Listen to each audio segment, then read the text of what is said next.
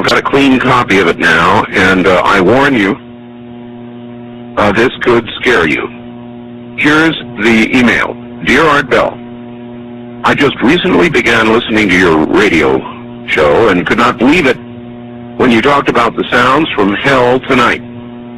My uncle had told me this story a couple of years ago, and I didn't believe him. Like one of your listeners who discounted the story as nothing more than just a religious newspaper fabricated account. The story about the digging, the hearing of the sounds from hell is very real. It did occur in Siberia. My uncle collected videos, so forth, on the paranormal, supernatural. He passed away fairly recently, but he would have loved your show. He let me listen to one of the audio tapes that he had on the sounds from hell in Siberia, and I copied it.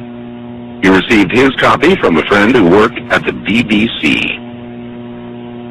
It took me a while to find it tonight, but attached is that sound from my uncle's tapes.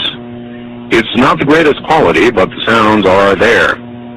I was very hesitant to send you this, as the sound bothers me to listen to. I'd suggest that if you do play it on the program, warn listeners in advance so they may have the option of turning the radio off for 30 seconds while it plays. It has always haunted me. To those who discounted the Siberia sounds from hell story, it is true, and I, for one, wish it wasn't. Rick, listening from Chicago. And so I submit now the cleaned, a better copy to you, and I warn you, what you are about to hear is very disturbing indeed.